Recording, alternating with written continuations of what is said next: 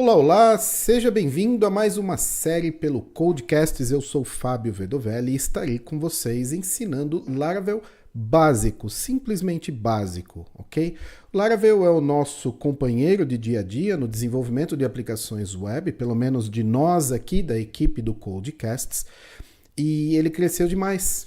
Ele começou como um framework ali, um contender no mercado, tentando conseguir um certo espaço, e ele conseguiu este espaço, e aí as funcionalidades foram crescendo em quantidade e complexidade, então por isso não é possível abordar como fazíamos antigamente Laravel, do básico ao avançado, mesmo porque o uso avançado do Laravel ele já se envereda pela comunicação com outras bibliotecas, então o negócio acaba se tornando infinito. Então, a ideia desta série é lhe dar uma base para que você saiba as coisas mais corriqueiras do Laravel e aí você tenha condições de, por si só, definir o que você precisa estudar em seguida e aí ter a independência para fazer com que isso aconteça.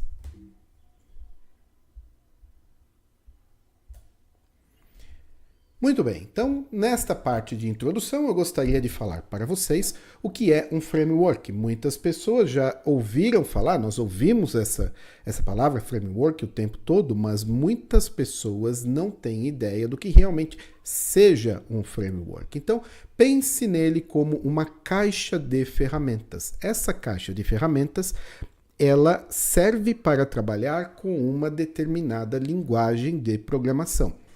Então, Laravel Framework, ele só serve para trabalhar com PHP, da mesma forma que existem outros frameworks no mercado, como o Zend, como o Symfony, CodeIgniter, e entre outros, tem muitos outros aí. Cake PHP é muito famoso também. E existem frameworks para outras linguagens de programação, sendo que o mais famoso de todos é o Rails, Ruby on Rails, que é uma caixa de ferramentas que foi feita para se trabalhar com a linguagem Ruby, tá? No universo Python temos o Django e assim por diante.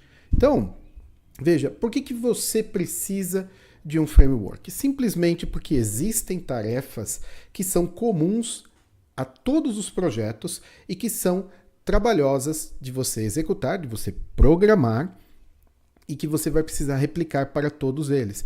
Por exemplo, mesclar dados que vêm do banco de dados com um HTML e mostrá-los na tela.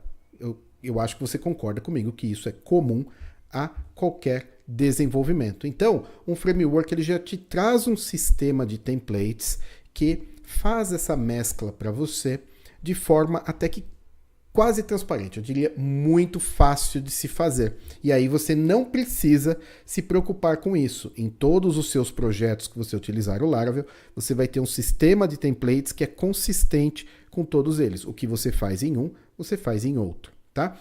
Outra funcionalidade que o Laravel lhe traz, assim que você instala, é a comunicação com o banco de dados. Porque trabalhar com banco de dados não é simplesmente conectar no banco de dados e selecionar, gravar e assim por diante. Nós precisamos, por exemplo, de fazer relacionamentos entre informações. E aí, o Laravel ele provê um sistema de ORM, que significa Object Relational Mapping, que você, ao invés de escrever queries, tá? Select all from tabela X, você vai fazer tudo pelo PHP, com objetos, classes e objetos, tá? Então, são dois exemplos de inúmeras outras ferramentas que o Laravel já lhe provê de cara. Então, por isso é muito importante você utilizar um framework, tá? Framework é sempre uma solução? Não, nem sempre. Mas ele é uma solução para a maioria dos casos e principalmente para os desenvolvedores iniciantes. Finalmente, por que o Laravel? Primeiro, porque ele é fácil de aprender, tá? A curva de aprendizado do Laravel, ela é muito... a curva de aprendizado se mede por o quão íngreme ela é, e no caso do Laravel, ela é bastante flat, tá? Então você consegue pegar os conceitos básicos de forma muito rápida. Todas as ferramentas que o Laravel lhe provê, elas já conversam entre si de uma forma muito natural, graças a uma funcionalidade que ele traz, que chama-se injeção de dependência. E aí é fácil estudar, a documentação é boa, a comunidade não só é muito ativa, como bastante receptiva, e você tem bastante material de estudo, além de soluções de terceiros que estão prontas para se trabalhar com o Laravel, resolvendo assim uma infinidade de produtos. Resolvendo assim uma infinidade de problemas. Então, por isso que eu pessoalmente tenho certeza que os meus colegas de Codecasts, eles recomendam fortemente que você pelo menos considere o Laravel. E aí, se você está aqui assistindo a esta aula, eu tenho certeza que você já tomou a sua decisão. Então, eu citei que ele é fácil de aprender, ele tem uma excelente comunidade. Essa comunidade desenvolve ferramentas que trabalham naturalmente com Laravel e ele atende a grande maioria das situações. Você vai continuar utilizando o Laravel pelo resto da sua vida? Não sei.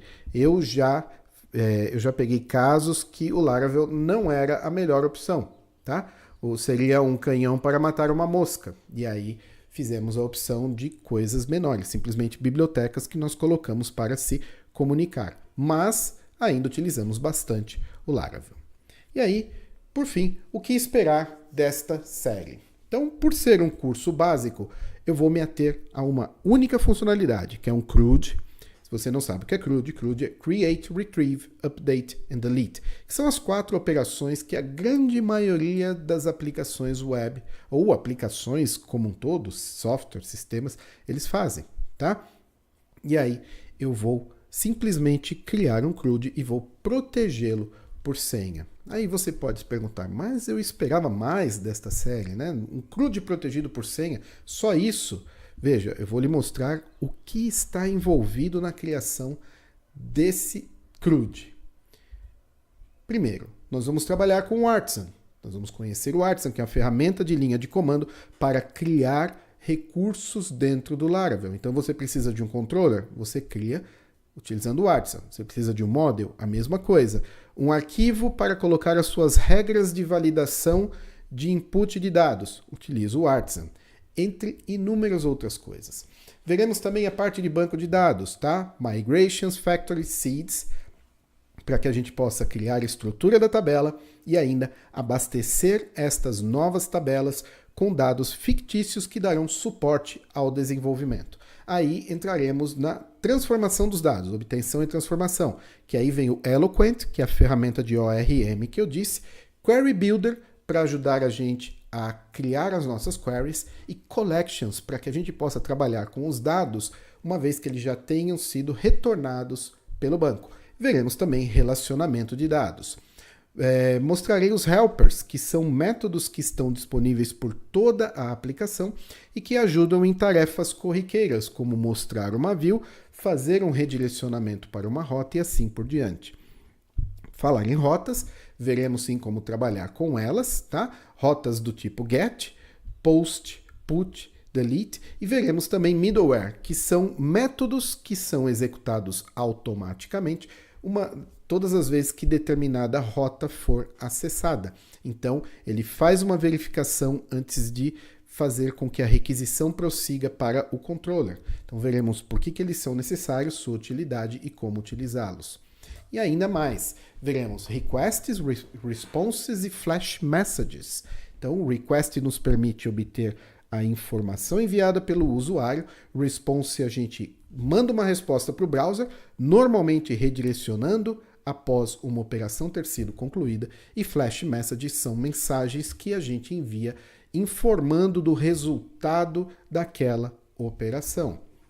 Veremos views, layouts e assets, forms e validation.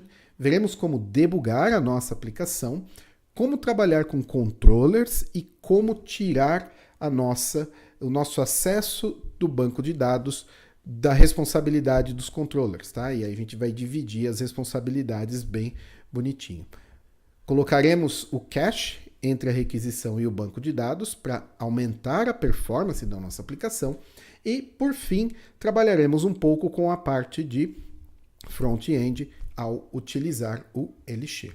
Então, perceba, olha quanta coisa será coberta nesta série, cuja previsão é ter 25 aulas. Eu tenho certeza que será um pouco mais do que isso e muito conhecimento será passado para você. Então, vamos nessa!